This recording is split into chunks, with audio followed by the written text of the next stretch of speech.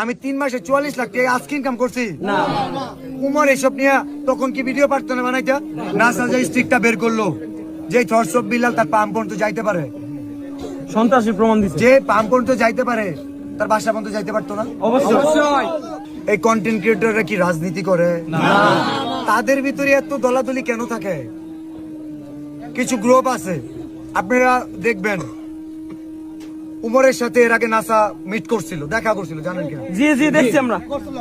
এদের সাথে এদের সম্পর্ক আছে। আমি কি আজকে ভাইরাল হইছি? না ভাই। আমি 3 মাসে 44 লাখ টাকা আজকে ইনকাম করছি না। উমর এসব নিয়ে তখন কি ভিডিও পারতো না বানাইতে? জি পারতো কিনা? জি ভাই পারতো।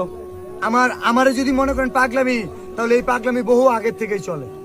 জি। একজন থরসব বিল্লাল একদিনে হয় নাই, আজকের এই ভালোবাসা একদিনে পাই নাই।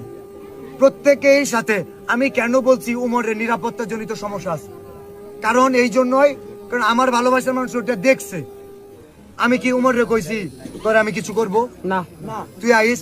এইবারও কিন্তু আমি খুব সুন্দর ভাবে বললাম, জুয়েল ভাইরে বললাম যে ভাই এটা কোনো চ্যালেঞ্জ না, এটা আহ্বান, এটা অনুরোধ, আপনারা আসেন একসাথে কাজ করি।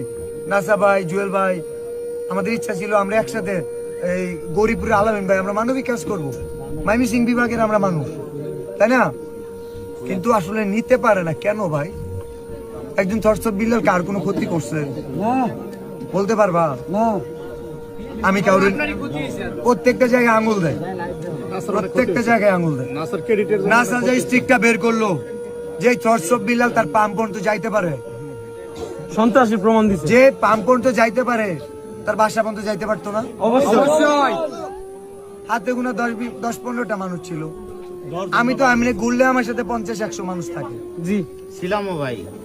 আপনি বললে আমরা কারণ আমি যতটুকু রাস্তা গেছি সবাইকে বলছি, যদি কোনো সিন ক্রেডও করে মাইর খাইয়া কোনো এক ট্রাকিং এ যাবা না,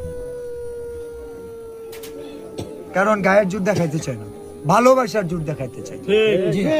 এত হ্যাডাম 10 লাখ টাকা ম্যানেজ করো, নাইলে নিজের পকেট তো দেখো। পারবো না ভাই। তোমার 10 লাখ টাকা দিয়ে কত স্টিক কিনা যাবো জানো? ওরা ভাই টাকা তুলছিল।